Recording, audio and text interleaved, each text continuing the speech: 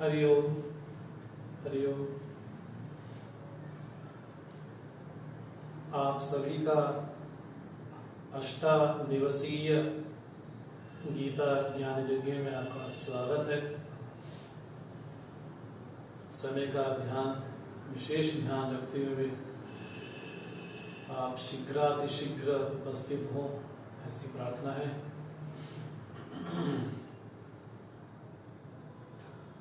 आज हम चर्चा करेंगे श्रीमद् भगवद गीता के पंचम अध्याय पे।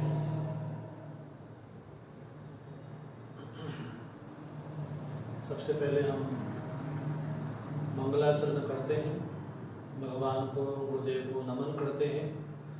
उसके बाद हम ग्रंथ में प्रवेश करेंगे।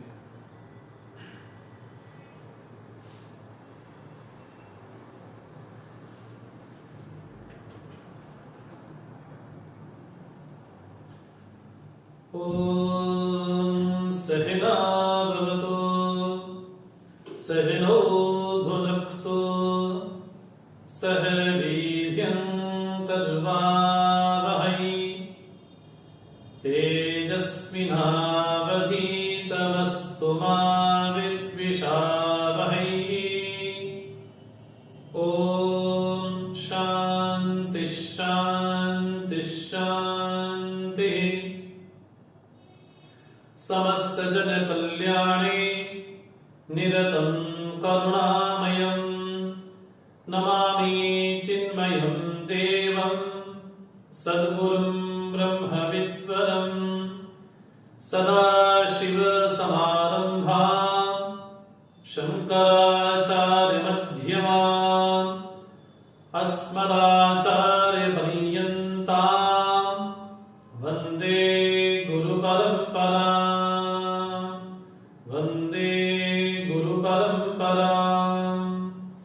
वसुदेवसुतं देवं कंसचाणूरमर्दनं देवकी परमानन्दं कृष्णं वन्दे जगद्गुरुं कृष्णं वन्दे जगद्गुरुं। हरि ओम। अभी तक हमने श्रीमद् भगवद गीता के 4 अध्यायों पर विशेष रूप से विहंगम दृष्टि डालते हुए हमने इस पे चर्चा की है। हम श्रीमद् भगवद गीता में देखते हैं कि साधक जो अर्जुन है उसका क्रमिक विकास होता है। उस साधना के क्षेत्र में ये साधक के लिए जरूरी हो जाता है कि उसके जीवन में विकास हो, और विकास करता करता उस स्थिति तक पहुंचे जो मनोस्थिति अर्जुन की प्रथम अध्याय में लगती है, जहां अर्जुन ये कहता है गांडीवं संसृते हस्तात् त्वक्चैव परिदह्यते न च शक्नोम्यवस्थातुं भ्रमतीव च मे मनः। हे प्रभु, मेरा गांडीव मेरे हाथ में टिक नहीं पा रहा है, मानो नीचे गिर सा रहा है, मेरा मुख सूख रहा है, त्वचा मानो कि गल से रही है। तो जो प्रथम अध्याय में अर्जुन की मानसिक स्थिति है, अब उस स्थिति में बदलाव आते आते बहुत अंतर आ गया अर्जुन के मनोस्थिति में। हमने चौथे अध्याय में पढ़ा, जिस अध्याय का नाम था ज्ञान कर्म संन्यास, ज्ञान के द्वारा कर्मों का संन्यास होना। तो चौथे अध्याय में, चतुर्थ अध्याय में ज्ञान का भी भगवान ने विशेष रूप से वर्णन किया और कर्म का भी विशेष रूप से वर्णन किया भगवान ने, कि वास्तव में कर्म होता क्या है। भगवान ने 3 श्रेणियां बतलाई, कर्म, अकर्म और विकर्म। कर्म को भी जाना जाए, अकर्म को भी जाना जाए और विकर्म को भी जाना जाए। हालांकि अकर्म नाम की स्थिति हो नहीं सकती, लेकिन भगवान ने इसकी श्रेणियां बतलाई कि अगर कोई कहता है कि मैं कोई कर्म नहीं करता हूं, कर्म करते हैं अर्थात शास्त्र विहित को ही कर्म कहते हैं, और जो शास्त्र विहित नहीं होगा फिर वो विकर्म की श्रेणी में आएगा। भगवान कहते हैं कि कर्म को भी समझना आवश्यक है, अकर्म को भी समझना आवश्यक है और विकर्म को भी समझना आवश्यक है, क्योंकि गहना कर्मणो गति ही, जो कर्म की गति है बड़ी गहन है, बड़ी गंभीर है। इस विषय में जो क्रांतदर्शी कवि हैं वो भी इसमें मोहित हो चुके हैं। इसलिए भगवान कहते हैं कि वास्तव में बुद्धिमान वही है जो कर्म करते हुए उस अकर्म आत्मा का अनुभव करे, उस अकर्म आत्मा को देखे। जगत में कोई भी व्यवहार विशेष हो रहा हो, कोई भी व्यवहार हो रहा हो, किसी भी तरह का व्यवहार हो रहा हो, चाहे युद्ध क्षेत्र में खड़े हो, चाहे किसी भी फील्ड में हो, किसी भी प्रोफेशन में हो, किसी भी कार्य में हो, भगवान यही कहते हैं कि कर्म करते हुए उस अकर्म आत्मा में हमारी स्थिति हो। ऐसा नहीं, कई बार लोग क्या बोल देते हैं कि ये तो ज्ञान है, अब प्रैक्टिकल करते हैं, ये तो थ्योरी पढ़ ली हमने वेदांत की, अब इसको प्रैक्टिकल किया जाए। ये एक अजीब सी अवधारणा समाज में है। ऐसा नहीं है कि वेदांत पढ़ने के बाद प्रैक्टिकल किया जाता है, ये गलत अवधारणा है। हाँ, उसका परिमार्जन होता है, अंतःकरण की पवित्रता, शुद्धता वो बढ़ती चली जाती है, लेकिन वस्तु का ज्ञान अगर एक बार हो गया वो एक ही बार होता है। जब भगवान ये कहते हैं कि कर्म करते हुए उसी समय ही अकर्म आत्मा को देखा जाए, स्वयं अनुभव किया जाए कि इंद्रियां करती हैं, मन करता है, बुद्धि करती है, पंचभूत करते, लेकिन मैं नहीं करता हूं, है ना। ऐसा जो है वो बुद्धिमान है, ऐसा भगवान ने कहा। उस ज्ञान में ये विशेषता है कि समस्त कर्मों को भस्मीभूत कर देता है, समस्त कर्मों को। हाँ, जहां तक बात आती है प्रारब्ध की, तो प्रारब्धम त्रिभुजना, प्रारब्ध तो भोग करके ही नष्ट होगा, लेकिन उस ज्ञान रूपी अग्नि में ये विशेषता है कि हमारे सब समस्त कर्मों को भस्मीभूत कर देती है वो। उस ज्ञान की ये विशेषता है, भगवान कहते हैं कि ज्ञान के समान और कुछ पवित्र नहीं है। उस ज्ञान को प्राप्त करने के लिए किसकी शरण में जाएं? तो भगवान ने बताया भी, यदृच्छा लाभ संतुष्टाः द्वंद्वातीत विमत्सराः। ऐसा जो महापुरुष हो, जो महापुरुष एक यज्ञ करता हो, तो भगवान ने चौथे अध्याय में उस महापुरुष का, उस ब्रह्मज्ञानी का यज्ञ बतलाया। ब्रह्मार्पणम ब्रह्म हविः ब्रह्माग्नो ब्रह्मणाहुतम। तो भगवान ने चौथे अध्याय में 12 प्रकार के यज्ञ कहे, और विशेष रूप से चौथे अध्याय में अवतार का विशेष प्रसंग हमने देखा। तो हम कह सकते हैं कि मूल विषय तो ज्ञान के द्वारा कर्मों का संन्यास होना है, लेकिन उस चौथे अध्याय में उसके अलावा भी कई भगवान ने विषय आप प्रकट किए। तो जब भगवान ने ये कहा चौथे अध्याय के अंतिम में, तस्माद् अज्ञान संभूतम यस्तं ज्ञानास्यनात्मना छित्त्वेन संशयं योगम आतिष्ठोतिष्ठ भारत। जब चौथे अध्याय की समाप्ति में भगवान ने कहा कि योग में, कर्मयोग में तिष्ठ हो जाओ, वहीं पर स्थिर हो जाओ, और क्रमानुसार उस ज्ञान रूपी अग्नि से, उस ज्ञान रूपी तलवार से इसको, इस अज्ञान का छेदन कर दो। तो भगवान ने तो बिल्कुल पूर्णतया सांख्य बुद्धि और योग बुद्धि का विशेष रूप से वर्णन किया। उसी से ही पंचम अध्याय का जन्म होता है, जहां भगवान ने कहा कि तुम योग में तिष्ठ हो जाओ, स्थित हो जाओ। जहां भगवान ने उस महापुरुष की स्तुति की कि वो तो कुर्मन नबी न लिप्यते, करता हुआ भी इससे लिप्त नहीं होता है। तो अर्जुन ने जब ऐसा सुना तो स्वाभाविक है अर्जुन के मन में प्रश्न जरूर आया है। जहां भगवान एक तरफ प्रशंसा करते हैं, कहते हैं या वर्णन करते हैं भगवान कर्म संन्यास का, वही भगवान वर्णन भी करते हैं कर्मयोग का। तो अर्जुन के बहाने भगवान ने पूरी मानव जाति को जब गीता सुनाई है, तो अर्जुन ये कहता है, प्रभु आप जो कह रहे हैं वो ठीक है, लेकिन मुझे ये समझ नहीं आती कि प्रभु कि मेरे लिए क्या उपयुक्त है, मेरे लिए क्या श्रेष्ठ है।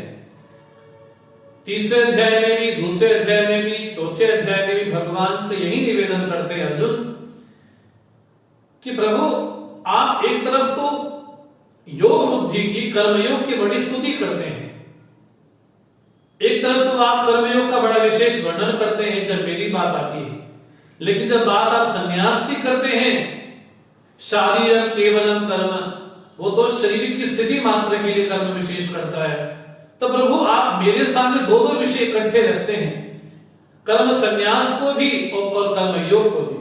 तो मेरे लिए क्या श्रेष्ठ है, मुझे क्या करना चाहिए, इस बात को लेकर के इस पंचम अध्याय का जन्म होता है। इस अध्याय का नाम है कर्म संन्यास योगो नाम पंचमोध्यायः। तो प्रथम श्लोक में अर्जुन ने भगवान से प्रश्न किया है, संन्यासं कर्मणा कृष्ण पुनः योगं च शंससि यत् श्रेयः एतयो एकं तन्मे ब्रूहि सुनिश्चितम्। हे कृष्ण, कृष्णात् कृष्ण की, जो अपनी ओर खींचे उसका नाम कृष्ण है। तो अर्जुन कहते हैं, प्रभु संन्यासम और पुनः योगम च शंससि, आप शंससि अर्थात यहां पर वर्णन करते हैं, आप यहां पर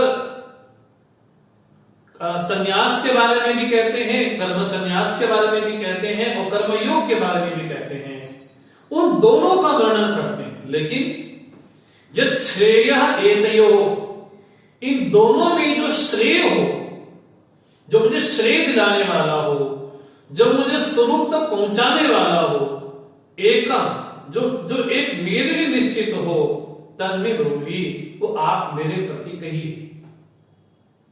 तो दो तरह के संन्यास हम सुनते हैं।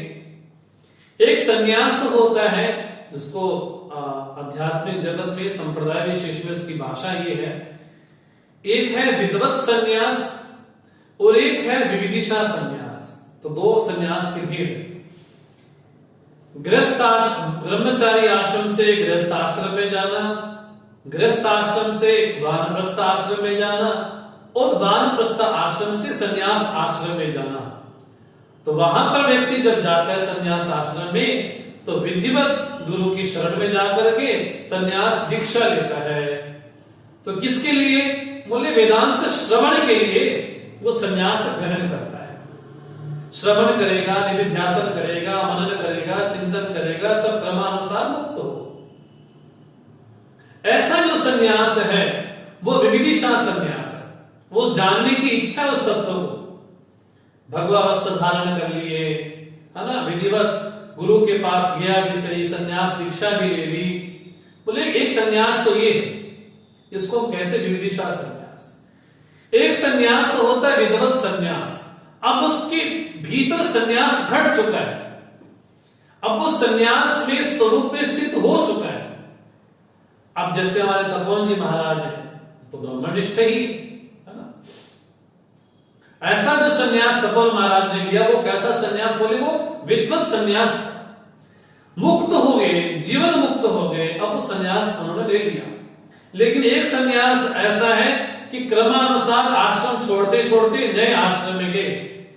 एक ही वेद में शिखा का भी प्रावधान है, एक ही वेद में यज्ञोपवीत का प्रावधान भी है, और उसी वेद में ये कहा गया है अब तीनों ऋणों को उपकृत होकर के अब संन्यास ग्रहण किया जाए। तो वहां पर शिखा का भी, संध्या वंदन का भी, यज्ञोपवीत का भी त्याग हो गया। बोले ऐसा जो संन्यास हो रहा है, बोले वो विविदिशा संन्यास है।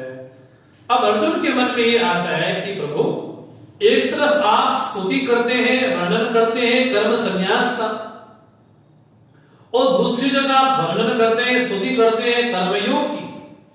तो मेरे लिए उन दोनों में से क्या श्रेयस्कर है, क्या कल्याणकारी है, वो मेरे लिए आप बताइए प्रभु। दुनिया के लिए बता रहे हो तो सुन ही रहा हूं मैं, लेकिन मेरे लिए क्या श्रेष्ठ है, मुझे कर्मयोग करना चाहिए, मुझे कर्मयोग का आश्रय लेना चाहिए, या मुझे कर्म संन्यास करना चाहिए? तो भगवान कहते हैं, बड़ा प्यारा उत्तर भगवान देते हैं, संन्यासः कर्मयोगश्च निःश्रेयसकरावभौ तेयोस्तु कर्म संन्यासात् कर्मयोगो विशिष्यते। भगवान कहते हैं कि संन्यास और कर्मयोग दोनों के दोनों निश्रेय को देने वाले हैं, दोनों के दोनों कल्याण करने वाले हैं, दोनों के दोनों। लेकिन उनमें भी तयोस्तु कर्म संन्यासा कर्मयोग विशिष्यते, उनमें भी कर्म संन्यास से कहीं श्रेष्ठ है, विशेष है कर्मयोग। ये बात जो अर्जुन के मन में आई, वो बात हमारे मन में भी आती ही है कि एक तरफ भगवान संन्यास और कर्मयोग दोनों के बारे में कहते हैं, लेकिन भगवान स्वयं ये कहते हैं कि दोनों के दोनों कल्याण कराने वाले हैं। कर्म संन्यास भी कल्याण करता है, कर्म संन्यास से भी निश्रेय की प्राप्ति, मोक्ष की प्राप्ति होती है, और कर्म योग से भी उसे निश्रेय की ही प्राप्ति होती है। लेकिन उन दोनों में क्या विशेषता है? तो भगवान ने कहा कर्म योगो विशिष्यते। ये बड़ी बात अचंभे वाली लगती है कि भगवान ये कहने के पीछे हिचकते नहीं है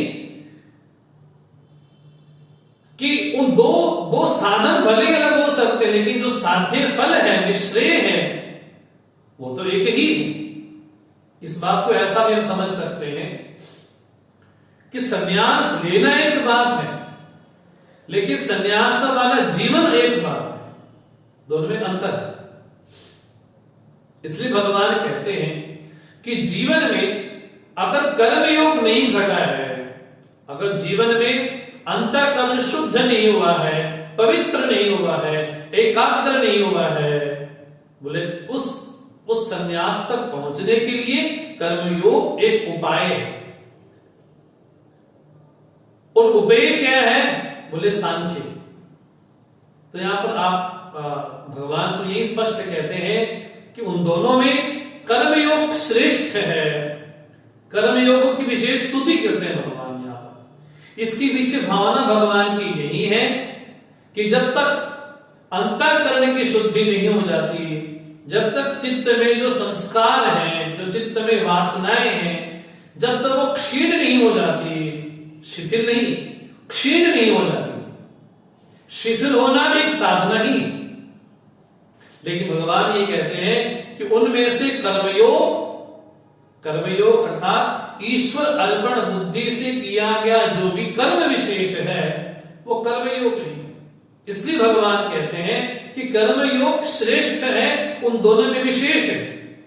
इसलिए भगवान का वाक्य है, ज्ञेयः स नित्य सन्यासी यो न द्वेष्टि न कांक्षति निर्द्वंदो ही महाबाहो सुखम बंधात् प्रमुच्यते। इसलिए भगवान कहते हैं जो कर्मयोगी है वास्तव में, कर्मठ नहीं, कर्मठ में और कर्मयोगी में बड़ा अंतर है। कर्मठ उसको कह सकते हैं जो कर्म को ही मानता है कि बस ये मिलना चाहिए और कुछ नहीं। इसलिए ध्यान यहां पर जरूर आप देना चाहिए कि एक चोर भी कर्मठ हो सकता है, एक डाकू भी कर्मठ हो सकता है, लेकिन कर्मठ होना यह विशेषता नहीं। कर्मठ से श्रेष्ठ है कर्मनिष्ठ होना। उस कर्मनिष्ठ को यह पता है कि जीवन में सुख केवल सत्कर्म से ही आता है, दुख केवल दुष्कर्म से ही आता है। तो ऐसा व्यक्ति कभी भी कर्म से, सत्कर्म से हिचकिचाता नहीं। उसको ये लगता है कि आज कोई इंद्र बना है, कोई ब्रह्मा बना है, कोई किसी विशेष पद पे बैठा है, तो अपने कर्मों के कारण ही बैठा है। इसलिए ऐसा जो व्यक्ति है वो कर्म को ही श्रेष्ठ मानता है। उसकी दृष्टि में ईश्वर नाम माने या ना माने वो अलग बात है, लेकिन कर्मों को श्रेष्ठ मानता। उसको ये लगता है कि कर्म अच्छे हो जाए तो सब बढ़िया जीवन में है। ऐसा व्यक्ति हो सकता है कि ईश्वर को ना माने। ऐसा व्यक्ति हो सकता है कि फलदाता परमात्मा को ना माने, लेकिन उससे कहीं श्रेष्ठ है कर्मयोगी होना। कर्मयोगी अर्थात उसको ये लगता है जीवन में कि मैंने अपने कर्तव्यों को भगवान के चरणों में समर्पित कर दिया। अब जीवन में जैसी भी स्थिति आई है, परिस्थिति आई है, वो मेरे कर्मों की देन है। बोले साथ साथ ये भी कहता है कि नहीं, ये मेरे परमात्मा का दिया हुआ मुझे प्रसाद है। अब वो दुखद परिस्थिति में भी भगवान का शुक्रिया अदा करता है और सुखद स्थिति में भी भगवान का शुक्रिया अदा करता है कि भगवान आपका शुक्रिया है, आपको नमन है, नमन करते हैं कि जैसी भी स्थिति में आपने रखा है, जहां भी रखा है, चाहे झोपड़ी में रखा है चाहे महल में रखा है, ये भगवान आपने ही रखा है।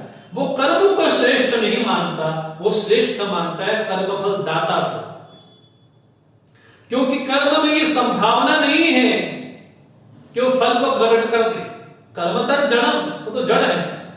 इसलिए अगर हम कर्म फल भोग रहे हैं तो कर्म फल दाता को भी मानना चाहिए, लेकिन वो फल जो देता है वो न्याय पूर्वक देता है, कृपा पूर्वक देता है और हमारे सामर्थ्य के अनुसार देता है।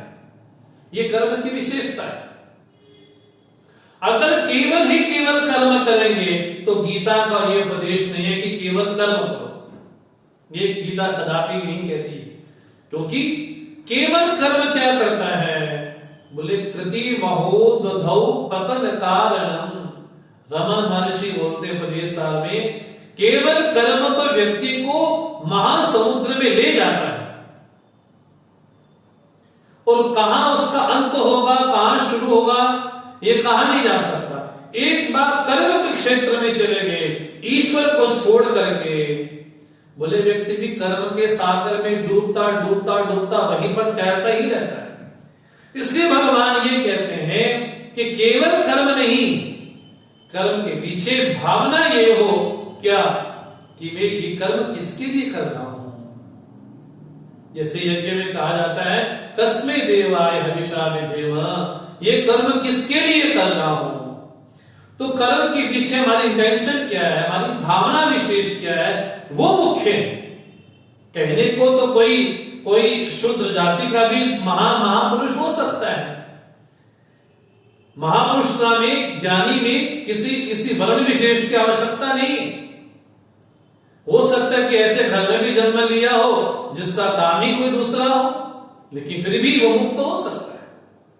इसलिए भगवान ये कहते हैं कि कर्म के पीछे हमारी भावना क्या है, क्या स्वार्थ छिपा है। हो सकता है कि सत्कर्म भी व्यक्ति को बांध दे, क्योंकि कर्म का स्वभाव है बांधना। जिस तरह से जंजीर अगर लोहे की हो, सोने की हो, तांबे की हो, बोले किसी भी धातु की हो, बांधने का ही काम करती है। बोले वैसे कर्म कोई भी हो, कर्म बांधता ही है। यहां तक कि सत्कर्म भी बांधता है। व्यक्तियों को लगता है कि मैंने बड़ा दान किया, बड़ा पुण्य किया, मैंने ये किया, वो किया, बड़ा सत्कर्म किया।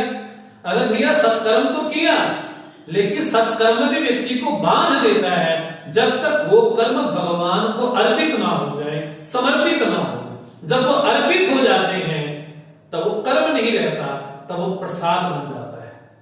ये बात जरूर हमें समझनी चाहिए कि केवल कर्म व्यक्ति को आवागमन के चक्कर में घुमाता रहता है, घुमाता रहता है, घुमाता रहता है।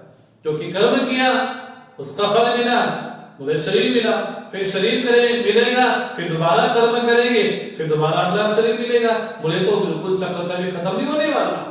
इसलिए कर्म ना हो, कर्म के पीछे भावना क्या है, ये मुख्य। इसलिए भगवान कहते हैं उस कर्म संन्यास से बेहतर है, श्रेष्ठ है, विशेष है कर्मयोग होना। इसलिए भगवान कहते हैं गेया स नित्य सन्यासी यो न द्वेष्टि न कांक्षति। उसको नित्य सन्यासी मानना चाहिए। अरे सन्यासी को सन्यासी, नित्य सन्यासी क्या माने? बोले जो अपना जीवन राग द्वेष रहित होकर के अपना जीवन, अपना कर्तव्य भगवान को समर्पित होकर के करता है। बोले ऐसा कौन महापुरुष है? बोले स नित्य सन्यासी। लोग क्या बोल देते हैं, बोले ये तो इस वस्त्र में सन्यासी ही लगते हैं। इसका पीछे अर्थ क्या होता है? इसके पीछे भावना यही होती है कि भले ही इन्होंने वस्त्र पहने हैं कि नहीं पहने हैं, लेकिन इनका जो आचरण है, इनका जो व्यवहार है, वे बिल्कुल सन्यासी की तरह है। क्योंकि सन्यासी का कैसा भाव है? बोले निराशी ही, निर्ममः, निर्द्वंद्वः। बोले जिस तरह से सन्यासी के लक्षण है, वो लक्षण इनके जीवन में दिखाई पड़ते हैं। इसलिए भगवान कहते हैं सनित्य सन्यासी के या उसको नित्य सन्यासी मानो। किसको? जो कर्मयोगी।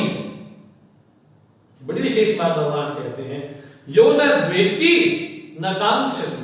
वो न किसी से द्वेष करता है, न किसी पदार्थ की, किसी संबंध की आकांक्षा ही करता है। क्योंकि द्वेष करने के लिए पलायनापन चाहिए। तुलसी बाबा तो यहां तक बोल देते हैं, निज प्रभु में देखे जगत कई सन करे ही विरोध। जिसको पूरा जगत ही अपना इष्ट में लगता है, राम में लगता है, प्रभु में लगता है, सीताराम लगता है, अपने पूरे जगत में परमात्मा के ही दर्शन करता है, दीदार करता है, तो तुलसीदास जी बोलते हैं कई सन करे विरोध। आखिर वो द्वेष करे तो करे किससे? क्योंकि द्वेष होने के लिए पलायनापन चाहिए। बड़ा प्रसिद्ध वाक्य सुनते हैं, अयम निजा परोवा इति गणना लघु चेतसा उदार चरिता नाम तो वसुधैव कुटुंबकम। जिनकी बुद्धि बड़ी संकुचित है, वो ये कहते हैं कि मेरा है, ये पराया है। लेकिन जिनका चित्त विशाल हो, जिनके चित्त में राग द्वेष ना हो, घृणा ना हो, विकार परेशान नहीं करते, उसको चित्त को व्यथित नहीं करते हैं, बोले ऐसा जो व्यक्ति है, ऐसा जो कर्म योगी है, न द्वेष्टि, वो किसी से द्वेष नहीं करता। भगवान भाष्यकार स्वयं कहते हैं पापी सर्वत्र पापमाशंकते। बोले पापी व्यक्ति दूसरे को पापी समझता है, लेकिन जो भक्त होगा वो दूसरे को भक्त ही समझता है। ऐसा जो महापुरुष है न कांक्षति, वो किसी की आकांक्षा नहीं करता है। उसको ये लगता है कि जीवन में जो प्राप्त हो रहा है, जीवन में जो भी परिस्थिति आ रही है, वो मेरे सुधार के लिए ही आ रही है, वो मेरे पतन के लिए नहीं, मुझे ऊर्ध्व गति में ले जाने के लिए आ रही है। उसको ये लगता है कि परमात्मा ने जो दिया है, जैसा दिया है, मेरे सामर्थ्य से बढ़कर के दिया। फिर वो नीवा होके चलता है, फिर वो बिल्कुल अकड़ के नहीं चलता। उसको ये लगता है कि परमात्मा का दिया हुआ प्रसाद ही। उस महापुरुष को ये लगता है, जैसे गुरबाणी ये कहती है, तेरा भाना मीठा लागे। अब जो परमात्मा दे रहे हैं, किसी के साथ वियोग करवा रहे हैं, भगवान इसमें कोई आपने भलाई सोचा होगा। किसी का संयोग करवा रहे हैं, भगवान आपने कुछ सोचा ही होगा। दुखद परिस्थिति आई है, भगवान आपने कुछ अच्छा ही सोचा होगा। जीवन में खटने वाली प्रत्येक परिस्थिति में वो भगवान का दिया हुआ भेजा प्रसाद ही मानते। इसलिए भगवान कहते हैं ऐसा जो कर्म योगी है, सनित्य सन्यासी, उसको नित्य सन्यासी समझा जाए। और ऐसा जो महापुरुष होगा वो कैसा है? निर्द्वंद्वः, उसके जीवन में द्वंद्व नहीं है। द्वंद्व नहीं है मतलब, बोले द्वंद्वों से अतीत तो कौन हो सकता है? हम जिस शरीर में रहते हैं, हाँ जी, उस शरीर के आसपास तो बाहर भीतर तो राग भी है, द्वेष भी है, अनुकूलता भी है, विफलता भी है, संघर्ष भी है, मान भी है, अपमान भी है, सर्दी भी है, गर्मी भी है, सब कुछ है। तो द्वंद्व तो होगा। एक बात ये समझने वाली है, द्वंद्व होना एक बात है, लेकिन द्वंद्व से प्रभावित होना एक बात है। ऐसा जो महापुरुष है, भले ही वो कर्मयोगी है, वो महान श्रेष्ठ महापुरुष है वो, लेकिन वो द्वंद्वों से उसको चित्त के आघात नहीं पहुंचता द्वंद्वों से, क्योंकि उसकी स्थिति परिस्थिति में नहीं है, उसकी स्थिति मनोस्थिति में नहीं है, उसकी स्थिति तो अपने परमात्मा में ही। इसलिए जो परमात्मा में स्थित है, जब प्रभु में स्थित है, जब अपने परमात्मा की इष्ट के चरणों में स्थित है, फिर वो निर्द्वंद्व ही है। ऐसा जो महापुरुष है, बोले सुखद बंधा प्रमुच्यते, वो सुखपूर्वक अनायास बिना किसी एफर्ट के, बिना किसी प्रयास के, बिना किसी परिश्रम के प्रमुच्यते मुक्त हो जाता है ऐसा महापुरुष। इसलिए अगर कोई ये समझता है कि संन्यास अलग है और कर्मयोग अलग है तो भगवान उसको सावधान करते हैं। भगवान कहते हैं सांख्य योगो पृथक बालः प्रवदन्ति न पंडिताः एकमप्यासिता सम्यक उभयो विन्दते फलम। यहां पर भगवान ने संन्यास का अर्थ किया सांख्य। जो उस परमात्मा को बुद्धि भी स्थिर करने वाला महापुरुष है वो जो सांख्य है। भगवान कहते हैं सांख्य योग पृथक, ये सांख्य अलग है, ये योग बुद्धि अलग है। बोले ऐसा कौन कहते हैं? बोले बाला वदंती, बाला प्रवदंती न पंडिताः। जो पंडित जन हैं वो नहीं कहते, अभी तो जो बच्चे हैं, बच्चे मतलब कोई छोटे बच्चे नहीं, बच्चे अर्थात जिनका मानसिक जो धरातल है, जिनका विकसित नहीं हुआ है, जो अध्यात्म को ठीक से नहीं समझते हैं, वो ही ऐसा कहते हैं कि कर्मयोग अलग रास्ता है और संन्यास अलग रास्ता है, दो रास्ते अलग अलग हैं। बोले ये भगवान की वाणी के साथ बिल्कुल मेल नहीं खाता। भगवान तो कहते हैं दोनों के दोनों कैसे हैं? बोले दोनों अलग नहीं है। दोनों कैसे हैं? बोले दोनों एक ही हैं।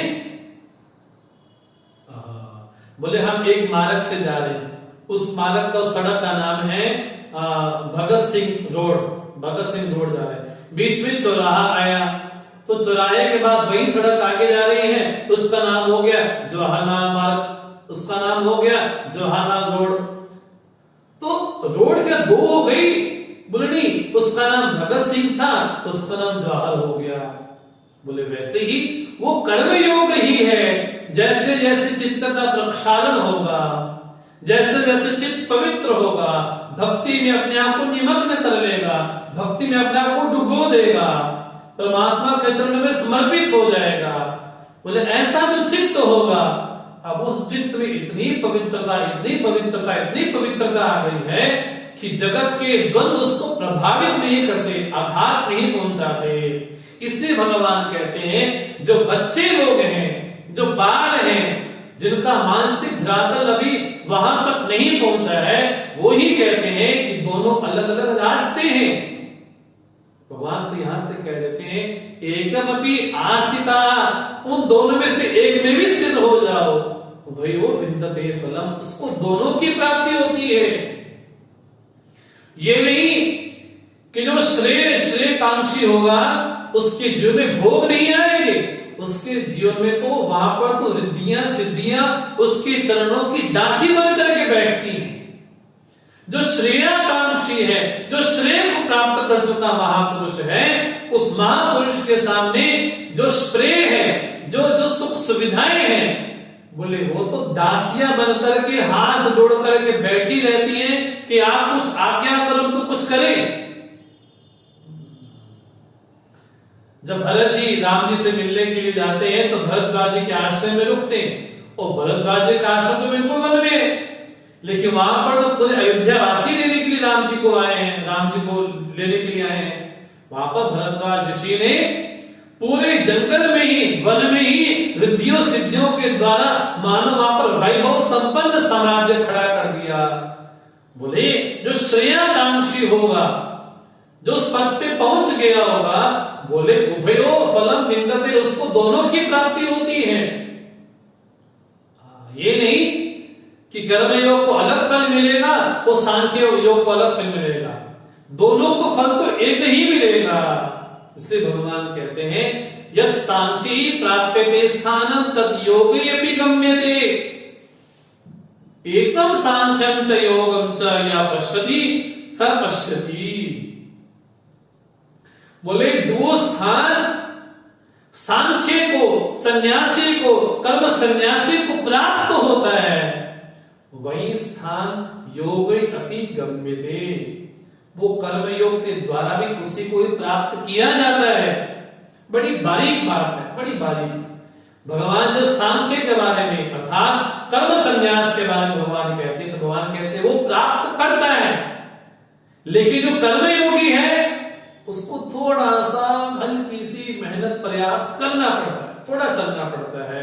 अभी चित्त पवित्र होगा, निर्मल होगा, शुद्ध होगा, तो भगवान कहते हैं जो सांख्य को फल मिला, जो सांख्य को पद मिला, वही पद विशेष, वही स्थान उस कर्म योगी को भी मिलता है। इसलिए एकम सांख्यम योगम च, दोनों एक ही है। ऐसा जो देखता है वास्तव में वही देखता है। यह पश्यति स पश्यति, जो ऐसा देखता है वास्तव में वही देखता है, बाकी लोग देखते हुए भी नहीं देखते हैं। ऐसा इसका सीधा सीधा अर्थ है, दो अलग अलग मार्ग नहीं है, मार्ग एक ही है। भगवान जैसे वेद श्रुति ये बोलती है कि बिना ज्ञान के मुक्ति नहीं होगी, लेकिन उसके पीछे साधन कितने ज्यादा है। जैसे कल हमने निवेदन किया तो साधनों के बारे में, एक होता है बहिरंग साधन, जैसे धर्म है, उपासना है, दान है, पुण्य है, सत्कर्म है, बोले ये बहिरंग साधन है। उसके अंतरंग साधन जीवन में है, जीवन में विवेक हो, वैराग्य हो, मुमुक्षा भाव हो और 6 प्रकार की संपत्तियां हो, जिसको वेदांत में षड संपत्ति कहते हैं। शम हो, दम हो, तितिक्षा हो, श्रद्धा हो, समाना हो, एकाग्रता हो। बोले उसके बाद जीवन में फिर अंतरंग साधन के बाद साक्षात साधन हुए, उन साधनों को लेकर के व्यक्ति गुरु शरण में जाता है, तब आप श्रवण करता है, फिर मनन करता है, निधिध्यासन करता है। उसके बाद श्रवण के द्वारा एक प्रमा, एक प्रज्ञा, एक समझ, एक ज्ञान बना, उस ज्ञान के द्वारा उस अज्ञान का छेदन होगा। इस क्रम को करने में जन्म जन्मांतर भी लग सकते हैं, इस क्रम को करने में समय भी लग सकता है, लेकिन क्रम यही। और जिसको भी मिला है उसको यही लगता है कि मेरे प्रयास से तो नहीं हुआ, मेरे परिश्रम को से नहीं हुआ। इसलिए भगवान सावधान करते हैं, संन्यासस्तु महाबाहो दुखम आपतो अयोगतः योग युक्तो मुनि ब्रह्म न चिरेणाधिगच्छति। भगवान कहते हैं ऐसा संन्यास जो बिना कर्मयोग के लिया गया हो, ऐसा संन्यास बड़ा कष्टकारी होता है। दुखम आप तुम अयोगता, अयोगता मैंने जिसने अपने जीवन में कर्मयोग को नहीं ढाला, जिसने अपने जीवन में कर्मयोग को नहीं पहचाना, जिसने अपने जीवन में कर्मयोग के द्वारा प्रभु की सेवा नहीं की। बोले कर्मयोग हुआ नहीं, चित्त निर्मल हुआ नहीं, एकाग्र हुआ नहीं, समर्पित हुआ नहीं, श्रद्धावान हुआ नहीं, एकाग्र हुआ नहीं, और ले लिया संन्यास। जब ऐसा संन्यास ले भी लिया जाएगा, बोले ऐसा संन्यास तो बड़ा कष्टकारी है। बोले संन्यास तो ले लिया, करे क्या? बोले वो क्या करे, वो क्या करे, निंदा चुगली, निंदा चुगली, निंदा चुगली। बोले ऐसा संन्यास बोले कष्टकारी होता है, क्योंकि अगर आप एकांत में चले भी गए तो एकांत में करेंगे क्या?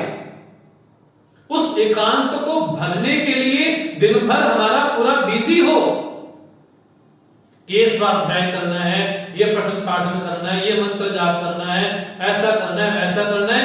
जब एकांत में जाना है तो एकांत में जाने के लिए व्यक्ति को पूरा दिनचर्या पूरी भरनी पड़ती है, उसको कम से बिठाना पड़ता है कि सुबह ये करेंगे, दोपहर को ये करेंगे, शाम को ये, रात को ये करेंगे। जब तक उस एकांत को भरा नहीं जाएगा तब तक एकांत बड़ा कष्टकारी हो जाता है। इसलिए भगवान कहते हैं संन्यासस्तु महाबाहो दुःखम आप्तुम अयोगतः। जो जिसने अपने जीवन में कर्मयोग को नहीं संभाला, बोले ऐसा व्यक्ति संन्यास ले भी ले, लेकिन वहां पर भी वही करेगा जो घर में करता था, वहां पर भी वही करेगा जैसा उसके संस्कार है। अगर मन निर्मल नहीं किया, अगर अपनी आंखों से अश्रुधारा नहीं भगवान की याद में बही, अगर भगवान के लिए रोए नहीं, तड़पे नहीं, पिपासा नहीं जगी, हाँ जी, जब तक पवित्रता नहीं हुई, जब तक चित्त पवित्र नहीं हो गया, निर्मल नहीं हो गया, बोले तब तक तो उस संन्यास तक तो कैसे पहुंच पाएंगे। लेकिन सावधानी वाली बात नहीं है, भगवान ये जरूर कहते हैं कि कर्मयोग ही व्यक्ति को संन्यास की ओर लेकर के जाएगा। एक है प्रवृत्ति, एक है निवृत्ति। अगर आज कोई निवृत्ति परायण जीवन जी रहा है तो महापुरुष ऐसा जीवन जी रहा है, ब्राह्मणता का जीवन जी रहा है, इसका मतलब है कि उसने जीवन में खूब प्रवृत्ति की है और प्रवृत्ति का ये फल जीवन में है कि निवृत्ति आ गई। खूब कर्म किया, खूब कर्म करो, संस्कार जितने चित्त में पड़े हैं सबको समर्पित कर दो, लेकिन प्रवृत्ति के बाद होगा क्या? जीवन में निवृत्ति आएगी। खूब कर्म करने के बाद व्यक्ति को यह लगेगा कि मेरे करने से कुछ नहीं होता, हमारे प्रयास से कुछ नहीं होता, हमारे परिश्रम से कुछ नहीं होता, हमारी योजना से कुछ नहीं होता। कल तक जिस व्यक्ति के साथ बैठे थे, मिल रहे थे, बातचीत कर रहे थे, कहा कि कल दोपहर को एक साथ भोजन करेंगे, लेकिन एकाएक सूचना सुबह आती कि व्यक्ति चला गया। अरे कल तो हमारे साथ था, कल हमने प्लानिंग की थी, कल तो मिलेंगे, अब वो कहां गया? बोले चला गया। बोले जब व्यक्ति को ये लगता है कि हमारा जीवन हमारी योजना के अनुसार नहीं चलता, जब साधक को यह लगता है कि जीवन मेरी प्लानिंग के अनुसार नहीं चलता, तो प्लानर और कोई बैठा है जीवन में, जब उसको ये जीवन में लगता है तो प्रवृत्ति के बाद जीवन में निवृत्ति जरूर आती है। उस महापुरुष के बारे में भगवान कहते हैं, महापुरुष कैसा है? योग युक्ता विशुद्धात्मा विजितात्मा जितेंद्रिय सर्वभूतात्मा भूतात्मा कुर्वन्नपि न लिप्यते। बोले व्यक्ति चिंतन तो तभी कर पाएगा जब चित्त शांत हो, तो शांत चित्त में चिंतन हो सकता है। वो चित्त शांत कब होगा? जब जीवन में कर्मयोग होगा, क्योंकि वहां पर तो सब कुछ भगवान के भरोसे छोड़ा है। जब छोड़ा है तो जीवन में चिंता नहीं है, फिर जीवन में चिंतन है, क्योंकि चिंता में और चिंता में ज्यादा फर्क नहीं है। चिंता तो एक ही बार जलाती है, लेकिन चिंता व्यक्ति को रोज रोज जलाती है, रोज रोज खाक खाक कर देती है। इसलिए शांत चित्त में चिंतन संभव है। वो शांत चित्त कब होगा? जब जीवन में अपने कर्तव्य परमात्मा की प्रीति के लिए, परमात्मा की प्रसन्नता के लिए किए जाते। ऐसा जो महापुरुष है उसका अंतःकरण कैसा है? बोले विशुद्ध हो चुका है। विजितात्मा जितेंद्रिय, बोले जिसकी इंद्रियां संयमित हो गई है, ऐसा जो महापुरुष है, बोले क्या? सर्वभूतात्मा भूतात्मा, बोले समस्त भूतों को मेरे में अनुभव करता है, तो मुझे समस्त भूत में अनुभव करता है। ऐसा महापुरुष कुर्वन्नपि न लिप्यते, करता हुआ भी उससे लिप्त नहीं होता है। जब भगवान ने ऐसी स्तुति की तो भगवान ने कहा लगे हाथ उस महापुरुष की स्तुति भी कर दी जाए। जो महापुरुष उस स्थिति में जीता है, रहता है, रमण करता है, उस महापुरुष की स्थिति कैसी है? भगवान ने कहा वो क्या बोलता है? नैव किंचित करोमि इति युक्तो मन्येत तत्त्ववित्। ऐसा जो तत्त्ववित् है वो क्या करता है? क्या कहता है? नैव किंचित करोमि, मैं कुछ नहीं करता हूं। बोले शरीर में कुछ, इंद्रिय में कुछ काम भी होता है। भगवान कहते कुछ नाम बोलते हैं भगवान, हम कुछ व्यवहार भी करते हैं। भगवान ने कहा पश्यन् शृण्वन् स्पृशन् जिघ्रन् अश्नन् गच्छन् स्वपन् श्वसन् प्रलपन् विसृजन् गहनन् उन्मिषन् निमिषन् अपि इंद्रियान् इंद्रियार्थेषु वर्तन्त इति धारयन्। बोले देखता हुआ, सुनता हुआ, स्पर्श करता हुआ, उबासी लेता हुआ, चलता हुआ, सोता हुआ, बोलता हुआ, विसर्जन करता हुआ, नेत्र खोलता हुआ, नेत्र बंद करता हुआ, बोले सारे व्यवहार करता हुआ भी ऐसा महापुरुष बोलता है क्या? इंद्रियाणि इंद्रियार्थेषु वर्तन्त, इंद्रियां ही अपने विषय में व्यवहार कर रही है बस। रूपेंद्रिय रूप को ही देख रही है, शब्द इंद्रिय शब्द को ही सुन रही है, रसनेन्द्रिय रस को ही ग्रहण कर रही है। ऐसा जो महापुरुष है उसकी धारणा क्या है? इति धारयन्, वो मन में धारण करके रखता है, पकड़ करके रखता है कि नहीं इंद्रियां ही अपने विषय में भ्रमण कर रही हैं बस, बाकी मैं नैव किंचित करोमि, मैं कुछ नहीं करता हूं। ऐसा जो महापुरुष, वो स्थिति जीवन में आई कब? बिना कर्मयोग के नहीं आई। ये कड़ी हमको बिल्कुल छोड़नी नहीं चाहिए। बिना कर्मयोग की स्थिति नहीं आई।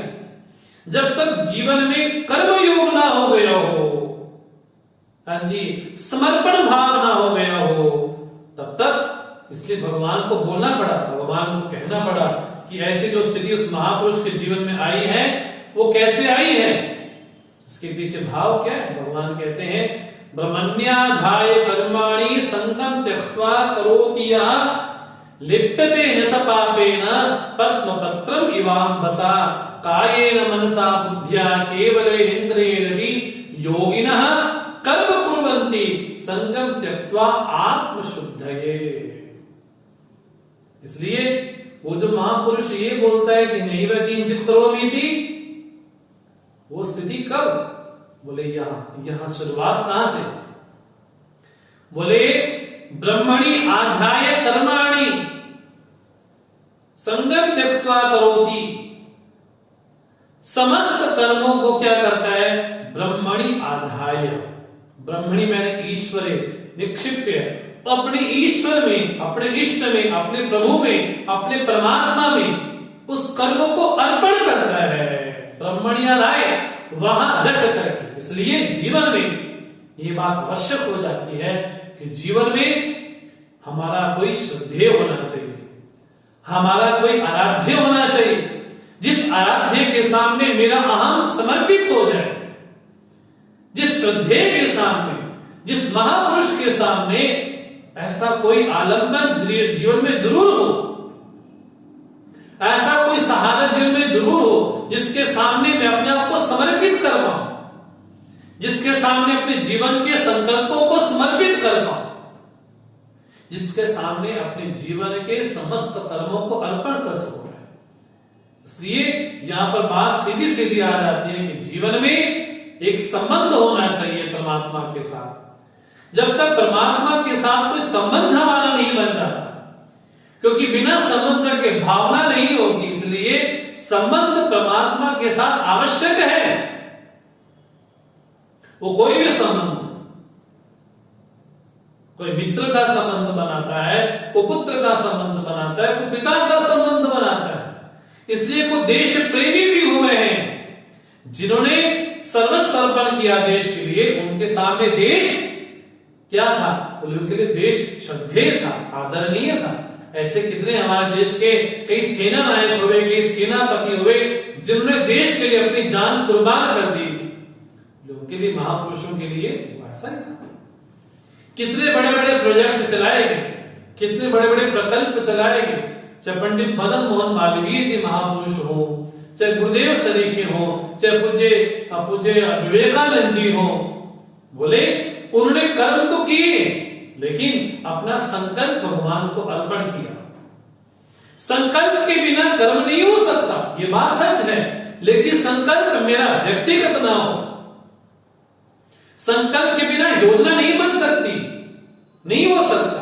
लेकिन वो महापुरुषों ने बड़े बड़े गुरुकुल चला दिए। पूज्य गुरुदेव का जीवन देख ले, कितने कितने विद्यार्थियों को तैयार कर दिया, कितने गुरुकुल चला दिए, कितने स्कूल चला दिए। बोले संकल्प उनका निजी नहीं था, संकल्प ईश्वर का था। उनको वहां से प्रेरणा मिली। उनका अगर संकल्प निजी होता तो शायद वहां तक नहीं हो पहुंच पाते।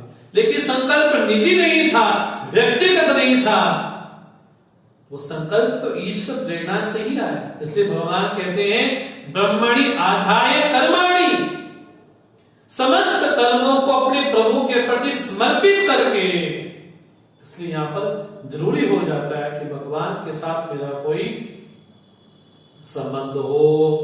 और भागवत तो स्पष्ट बोलते, भगवान कपिल तो स्पष्ट बोलते कि तब तक पूजा मूर्ति में करनी चाहिए जब तक सर्वत्र परमात्मा के दर्शन ना हो जाए। ये भागवत में लिखा है, भगवान कपिल बोलते हैं कि जब तक सभी प्राणी मात्र में उस परमात्मा के दर्शन ना हो जाए, तब तक मूर्ति पूजा करनी चाहिए। बड़ा बल दे करके कहा, बड़ा बल दे करके कहा। मूर्ति पूजा अर्थात मेरे भगवान के सामने तो मेरा मूर्त रूप हो, वो कोई भी रूप हो, कोई भी आलंबन हो, कोई भी सहारा हो, क्योंकि बिना सहारा के, बिना आलंबन के हम अपने कर्म कैसे अर्पण कर सकते हैं। हम गुरुद्वारे जाते हैं तो ग्रंथ साहब को नमन करते, प्रणाम करते हैं, हमारे लिए वो आराध्य पूजनीय है वो हमारे लिए। तो हमारे लिए क्या पूजनीय, मतलब हमारे सामने कोई आराध्य होगा जिनके सामने हम सब कुछ अर्पित कर सकें, समर्पित कर सकें। ऐसा जो कर्म करता है, भगवान कहते हैं न लिप्यते पापेन, वो लिप्त नहीं होता। कैसे? पद्म पत्रम इव अंबसा, जैसे कमल होता है वो जल में रहने के बाद भी, हाँ जी, उससे कभी संश्लिष्ट नहीं होता, संलग्न नहीं होता। ऐसा जो महापुरुष है वो कैसा कर्म करता है? कायेन मनसा बुद्धिया केवलई इंद्रियेऽपि। ऐसा महापुरुष न केवल काया से, न केवल शरीर से, अपितु मन से, बुद्धि से, इंद्रियों से। लोग क्या बोल देते, अरे मैं तो सुबह जाता हूं, ऑफिस में काम तो करता ही हूं। शरीर दान कर देते हो लेकिन मन नहीं देते, बुद्धि नहीं देते, इंद्रियां नहीं देते। कर्म तो तभी सार्थक है उस कर्म के पीछे क्या काया भी हो, मन भी हो, बुद्धि भी हो और इंद्रियां भी हो। मतलब वहां पर ममता जो हो, ममता कैसी हो? बोले परमात्मा के प्रति हो। ये भागवत धर्म है। भागवत धर्म क्या है? कायेन वाचा मनसेन्द्रियेण वा बुद्ध्यात्मना प्रकृते स्वभावात् करोमि यद्यत् सकलं परस्मै नारायणायेति समर्पयामि। बोले शरीर के द्वारा, मन के द्वारा, बुद्धि के द्वारा, इंद्रियों के द्वारा जो भी कर्म करता हूं, नारायणाय, अपने प्रभु के लिए करता हूं। इसलिए उसमें ममता वर्जित ही।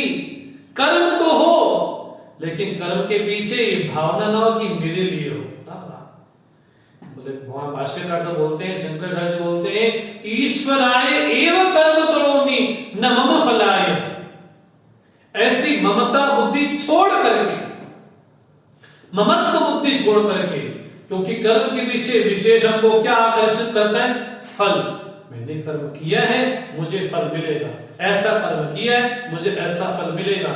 उस फल के प्रति ममता छोड़ करके, ममत्व छोड़ करके अपना बेस्ट जो कर सकते वो करें, लेकिन उसके पीछे जो इंटेंशन है कि मुझे ये फल मिलना ही चाहिए, बोले भावना छोड़ करके योगी लोग, कर्मयोगी लोग कर्म करते हैं, लेकिन किसके लिए? आत्मशुद्धे। आत्मशुद्धि मतलब अंतःकरण की शुद्धि के लिए। आत्मा तो नित्य शुद्ध मुक्त है ही हो, लेकिन शुद्ध किसको करना है, निर्मल किसको करना है? बोले अंतःकरण को ही निर्मल करना है। इसलिए भगवान कहते हैं जो योगी जन है, अर्थात जो कर्म योगी जन है, वो कर्म तो करते हैं लेकिन संगम त्यक्त्वा, संग छोड़ करके करते हैं। मुझे फल मिलेगा, मैंने कर्म किया मुझे ऐसा फल मिलेगा, मैंने कर्म किया मुझे ऐसा फल मिलेगा। बोले नहीं, मैंने किया भगवान को अर्पित होकर के किया, समर्पित होकर के किया। वहां पर जीवन में फिर आग्रह नहीं होता, फिर दुराग्रह नहीं होता कि मुझे मिलना चाहिए, मुझे मिलना चाहिए। वहां पर आग्रह नहीं है, वहां पर स्वीकारता है। वहां पर व्यक्ति स्वीकार करता है कि प्रभु ये आपका ही प्रसाद विशेष है। तो कितने बड़े बड़े हमारे देश के योद्धा हुए हैं, चाहे महाराणा प्रताप हो, कितने बड़े महापुरुष हुए, उन्होंने देश को समर्पित किया अपना जीवन। तो बिना कर्मयोग के नहीं हुआ होगा, वहां पर कर्मयोग जरूर घटा होगा उनके जीवन में। लेकिन भगवान कहते हैं कि ऐसा जो कर्मयोग होता है, वो कर्मयोग करता क्या है? बोले अंतःकरण की शुद्धि करता है। ऐसा जो महापुरुष होगा उसके बारे में भगवान कहते हैं उसको शांति मिलती है। क्या? युक्ता कर्म फलम त्यक्त्वा शांतिमाप्नोति नैष्ठिकी, अयुक्ता काम कारेण फले सत्तो निबध्यते। जो युक्त है, युक्त मैंने जो कर्मयोगी है, जिसके जीवन में समस्त कर्म भगवान को अर्पण है, ऐसा जो महापुरुष है कर्म फलम त्यक्त्वा, वो कर्मों के फलों का त्याग कर देता है। पहली बात, जो कर्म किया जाता है उसके फल को भोगना पड़ता है। कोई ये नहीं कह सकता कि मैं कर्म तो करूंगा लेकिन फल मेरी चॉइस के अनुसार होना चाहिए। फल तो मिलेगा। सन्यासी है, ब्रह्मनिष्ठ है, महापुरुष है, गृहस्थ है, पापी है, पुण्यात्मा है, कोई भी है, फल तो मिलेगा। फल से कोई भाग नहीं सकता है। अवश्य में भोक्तव्यम कृतम कर्म शुभाशुभम, बोले भोगना ही पड़ता है फल को, फल से कोई नहीं भाग सकता। लेकिन भगवान जब ये कहते हैं कि कर्म फल त्यागना, वो फल त्यागना मतलब क्या? बोले फल मिलेगा लेकिन उसको प्रसाद बुद्धि से स्वीकार करेगा। ऐसा जो महापुरुष होगा, फिर रमन महर्षि की दृष्टि में वो क्या करता है? बोले जगत ईशधि युक्त सेवनम, बोले जगत में ईश्वर बुद्धि रख करके परमात्मा की सेवा करता है। अष्टमूर्ति देव पूजनम, वो जो हमारे साक्षात पंचभूत हैं, चंद्रमा है, सूर्य है, साक्षात जीव है, बोले सभी जगत को युक्त मान करके, अयुक्त नहीं जोड़ करके कि मेरे परमात्मा का ही रूप है। अगर बिना ईश्वर बुद्धि के जो कर्म किया गया, सत्कर्म किया गया, उससे पुण्य तो मिलेगा, उससे स्वर्ग भी मिल सकता है, लेकिन उससे को जनता का निर्मल हो जाए, शुद्ध हो जाए, तो थोड़ी आपको समझने वाली बात जरूर है। भगवान कहते हैं जो कर्म योगी है, जो समस्त कर्मों को भगवान का, कर्म फल को भगवान का प्रसाद मान के स्वीकार करता है, उसको जीवन में शांति मिलती है। कौन सी? पूरा नैष्ठिकी, सदा रहने वाली शांति। लोग क्या बोलते हैं? सब कुछ है जीवन में लेकिन शांति नहीं है। शांति मतलब चित्त में उद्वेग ना हो, शांति मतलब चित्त में विक्षेप ना हो, शांति मतलब चित्त में उपद्रव ना हो, शांति मतलब संबित मात्र हो, वो उस स्थिति में हमेशा जागृत रहे, उस आनंद की स्थिति को कहा जाता है शांति। तो शांति में तीन चीजें आती है। जब कहता है व्यक्ति ना कि मुझे शांति मिलनी चाहिए, शांति मिलनी चाहिए, मुझे शांति चाहिए, शांति, तो शांति मतलब क्या? बोले घर का नाम लिखवा सकते हैं शांति निवास, लेकिन घर में अशांतानंद रहते हैं, बोले वो शांति नहीं। शांति मतलब उस शांति में तीन चीजें हो, उस शांति में उपद्रव ना हो, विक्षेप ना हो, दूसरा उसमें आनंद की स्थिति निरंतर बनी रहे, और तीसरा वहां पर हमेशा व्यक्ति जागृत रहे। ऐसे तीन चीजें जब घटेगी जीवन में तो उसको कहा जाता है कि वो शांति है। लेकिन अयुक्ता, जो युक्त नहीं है, ऐसा जो व्यक्ति है, कामकारेण फले सक्तो निबध्यते, फिर वो तो कर्म फल के चक्र में बंधा ही रहता है। जो कर्म फल अर्पण नहीं करता, समर्पण नहीं करता, बोले फिर वो आवागमन के चक्र में ऐसा ही भ्रमण करता रहता है। कर्म करता है, संकल्प करता है, कामना होती है, फिर फल मिलता है, फिर शरीर मिलता है, पुनः फिर कामना होगी, फिर अविद्या होगी, अज्ञान होगा, फिर संकल्प होगा, इच्छा होगी, फिर क्या होगा? शरीर मिलेगा। बोले क्या होगा? अयुक्त है। जो युक्त है उसको शांति मिलेगी। कौन सी? नैष्ठिकी। लेकिन जो अयुक्त है, जिसको लगता है कि ये कर्म मैंने किया है, ये फल मुझे मिलना चाहिए, जो कामना की प्रेरणा से कर्म करता है, भगवान की प्रेरणा से नहीं, ईश्वर की प्रेरणा से नहीं, गुरु की प्रेरणा से नहीं, जो स्वयं की कामना से कर्म करता है, वो क्या बोलता है? ये फल मुझे मिलना चाहिए क्योंकि कर्म मैंने किया है। मम फलाय इदं करोमि कर्म, ये फल मुझे मिलना चाहिए और किसी को नहीं मिलना चाहिए। ऐसा जो व्यक्ति होगा, बोले व्यक्ति बंधा बिल्कुल बंध जाएगा। इसलिए भगवान हमको साधन बोलते हैं। सम्यक दर्शन के जीवन में सर्व कर्माणि मनसा सम्यस्य आस्ते सुखम वशी नवद्वारे पुरे देहि नैव कुर्वन्न कार्यं।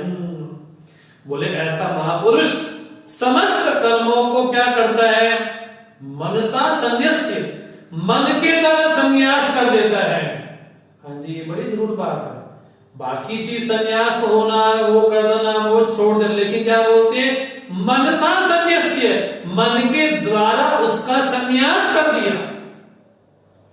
और ऐसा जो महापुरुष है सुखम वशी, वो सुख पूर्वक रहता है। कहा, नवद्वारे पुरे देही, इसी देह में रहता हुआ, न कुर्बन न कार्य, न करता है न करवाता है, ऐसा महापुरुष। भगवान कि जो सृष्टि में जो बोलता है व्यक्ति अहम मैंने किया, मैं अहम अहम अहम, ये अहम की रचना कहां से हुई? भगवान ये जो कर्म फल हुए वो आपस में संयोग कौन करवाता है? ये सृष्टि की रचना किसने की? ये कर्म करने वाला कौन है? तो अहम अहम बोलने वाला कौन है? उस अहम का जन्म स्थान कहाँ है? अहम कहां से पैदा हुआ? तब भगवान बड़े स्पष्ट घोष बोलते हैं कि पंचम अध्याय के 2 हृदय श्लोक हैं, बड़े हृदयस्थ श्लोक हैं।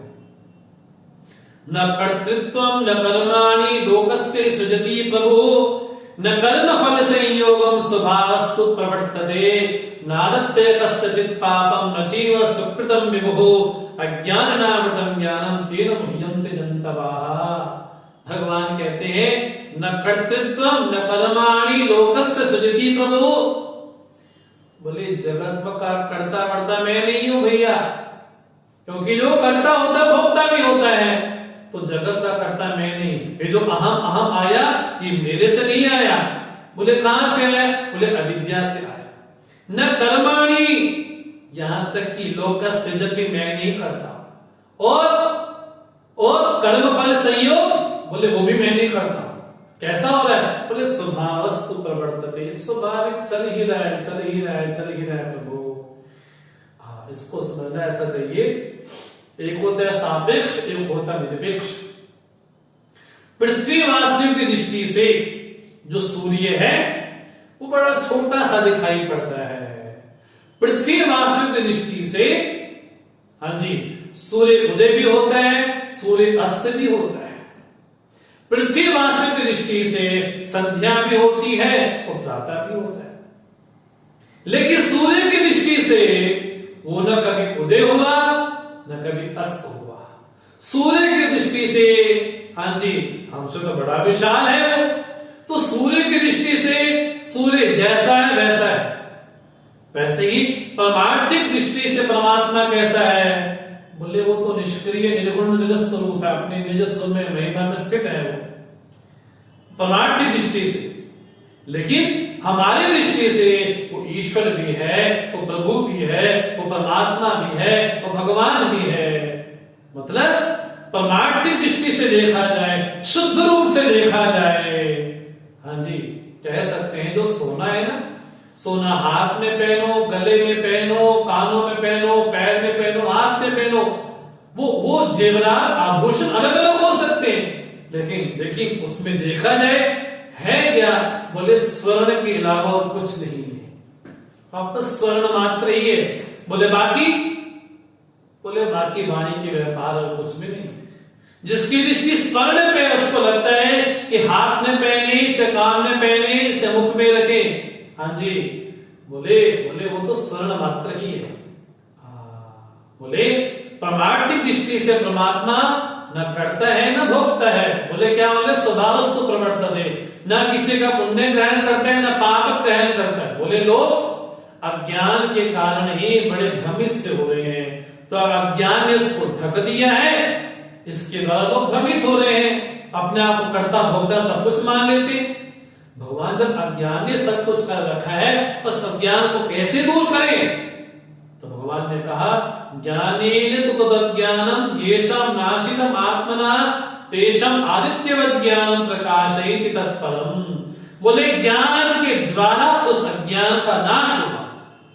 मतलब अज्ञान का नाश न तो कर्म से हो सकता है न उपासना से हो सकता है। हाँ, इसका मतलब ये नहीं है कि कर्मोपासना की आवश्यकता नहीं, वो साधन है, लेकिन अज्ञान जब भी दूर होगा वो ज्ञान से ही दूर होगा।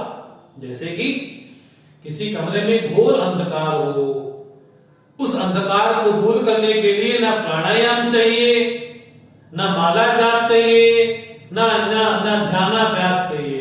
अगर घनघोर अंधकार है, उस अंधकार को दूर करने के लिए केवल प्रकाश चाहिए। बस उस प्रकाश के द्वारा जन्म जन्मांतर से, सालों सालों से जो अंधकार पड़ा हुआ था, उस अंधकार को जाने में मिनट नहीं, वो युगपत होता है, एक साथ ही होता है। यहां ज्योति जली, अज्ञान दूर हुआ। बोले वो कैसा है? तेषाम आदित्यवत ज्ञानम प्रकाशयति तत्परम, उस तत्व को प्रकाशित कर देता है। बात ध्यान देने वाली है। सूर्य किसी चीज को, हाँ जी, पैदा नहीं करता। सूर्य की उपस्थिति मात्र से जो अंधकार में वस्तु दिखाई नहीं पड़ती थी, अब सूर्य की उपस्थिति मात्र से दिखाई पड़ गई। मतलब वस्तु को पैदा करना ये सूर्य का काम नहीं है। सूर्य तो वस्तु को प्रकाशित कर देता है। वैसे ही परमात्मा का जो निज स्वरूप तो निज में अपने वैसा ही है, लेकिन अज्ञान के कारण अपने आप को व्यक्ति कर्ता भोक्ता सब कुछ मानने लग जाता है। लेकिन सूर्य ने क्या किया? बोले रात्रि के अंधेरे में कमरे में पड़े हुए पदार्थ दिखाई नहीं पड़ते, लेकिन जैसे सूर्य उदित हो जाता है तो सब दिखाई पड़ने लग जाता है। बोले वैसे ही जैसे ज्ञान हुआ, क्या हुआ? उसने को नई चीज पैदा नहीं की। बोले जो ढका हुआ था स्वरूप, वो क्या हो गया? बोले प्रकाशित हो गया। बोले ऐसा जो महापुरुष है वो कैसा है? तद्बुद्धयस्तदात्माना तन्निष्ठा तत्परायणा गच्छन्ति अपुनरावृत्तिं ज्ञान निरूत कल्मषा। जिसकी बुद्धि का चिंतन कैसा है? तद्बुद्धया, बोले परमात्मा के अलावा और कोई चिंतन करता ही नहीं। तदात्माना, अब उसको लगता है कि देह आत्मा नहीं है, शरीर आत्मा नहीं है, इंद्रिय आत्मा नहीं है। बोले मैं वही हूं। तन्निष्ठा, बोले वहीं पर निष्ठ है, वहीं पर स्थित है। तत्परायणा, जीवन परम अयन परम परायण, जीवन परम लक्ष्य किसको मानता है? बोले परमात्मा को ही मानता है। बोले ऐसा जो महापुरुष होगा अपनरावृत्तिं गच्छन्ति, बोले वो अपनरावृत्ति को माने उस पद को प्राप्त करते हैं जहां फिर वापस आना नहीं पड़ता। उससे क्या हुआ? ज्ञान निरूत कल्मषा, ज्ञान के द्वारा जितने कल्मश हैं, और वास्तव में देखा जाए जीव से बड़ा कोई कल्मश हो नहीं सकता। अज्ञान से पैदा हुआ, अविद्या से पैदा हुआ जीव है, उससे बड़ा कल्मश और कोई नहीं हो सकता। बोले ज्ञान के द्वारा उसका भी क्या हो गया? उसके निज स्वरूप की प्राप्ति हो गई। भगवान अब स्तुति करते इस महापुरुष की। महापुरुष कैसा है? तो कहा विद्या विनय संपन्ने ब्राह्मणे अभिहस्तिनी शुनि चैव स्वपाके च पंडिता समदर्शिनः। बोले ऐसा महापुरुष, बोले ब्रह्म विद्या विनय से संपन्न ब्राह्मण में, गवी में, हाथी में, घोड़े में, यहां तक कि चांडाल में भी क्या है? समदर्शिना, बोले समदर्शन करता है। अर्थात सत्वगुण संपन्न जो ब्राह्मण है, जो रजोगुण वाला हाथी है, घोड़ा है, जो तमोगुण वाला जो स्वपाक है, जो चांडाल है, अर्थात सत्वगुण रजोगुण तमोगुण अर्थात त्रिगुणात्मक सृष्टि में वो क्या देखता है? समदर्शिना, वो सम को देखता है। बस सम मैंने सम उस परमात्मा को ही देखता है। समवर्ती नहीं, सम व्यवहार नहीं, समदर्शन। लोग क्या बोलते हैं? अगर कुत्ते में भी वही परमात्मा है तो मेरे में भी वही परमात्मा है, तो एक ही थाली में भोजन किया जाए। बोले नहीं, सम व्यवहार नहीं कहा जा रहा, सम दर्शन कहा जा रहा है। ये नहीं कि उसमें भी, कुत्ते में भी परमात्मा है तो उसको भी खिलाओ, उसको झूठा मैं कहूं। वो हर जगह परमात्मा ही तो है। बोले कीचड़ में भी ब्रह्म है, वो गंगा जल में भी ब्रह्म है। बोले दोनों एक ही है, ये नहीं कहा जा रहा। भगवान कहते हैं पंडिता समदर्शिना, पंडित समदर्शी है, समवर्ती नहीं। तो सम व्यवहार नहीं हो सकता। पुत्र से पुत्र वाला ही व्यवहार होगा, शिष्य से शिष्य वाला ही व्यवहार होगा। ये बात जरूर है कि गुरु में भी वही तत्व है जो शिष्य में तत्व है, लेकिन गुरु जानता है कि दोनों का स्वरूप एक ही है।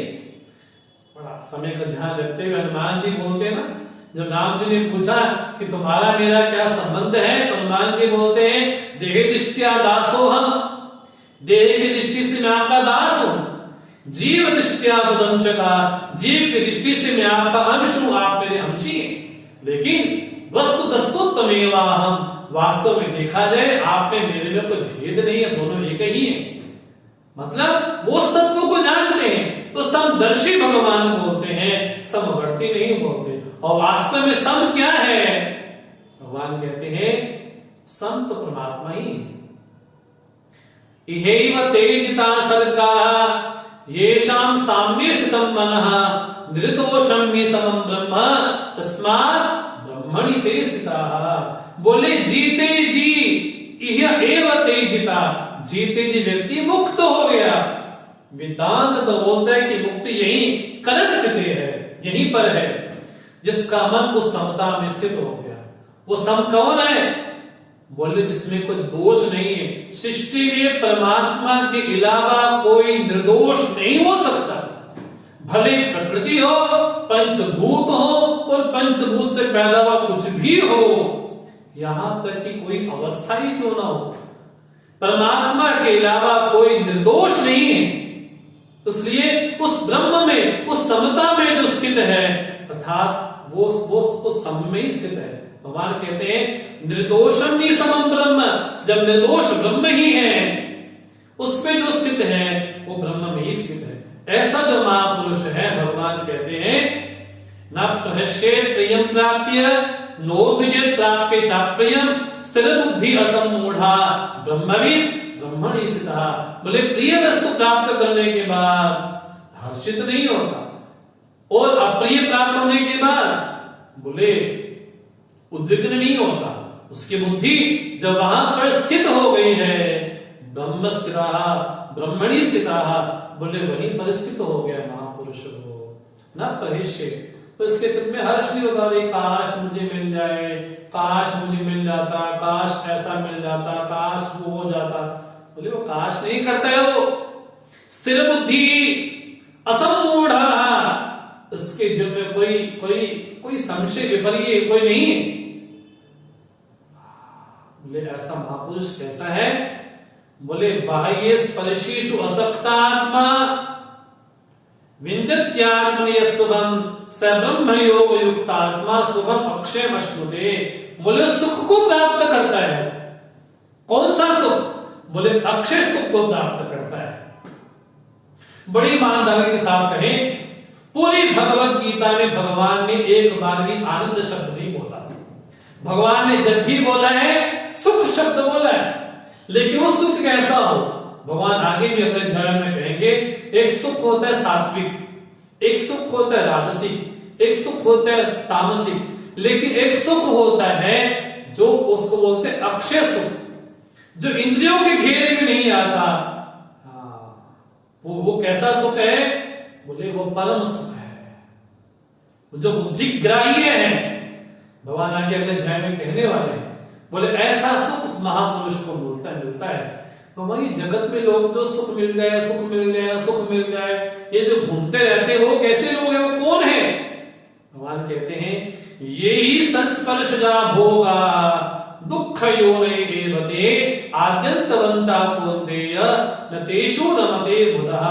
बोले जो भी इंद्रियों से पैदा होने वाले सुख हैं वो कैसे हैं? दुख योनि, दुख से, दुख की योनि है साक्षात, क्योंकि आद्यंतवंता वो आने जाने वाले हैं, उसमें बुधा न रमते, जो बुद्ध जन है उसमें रमन नहीं करते।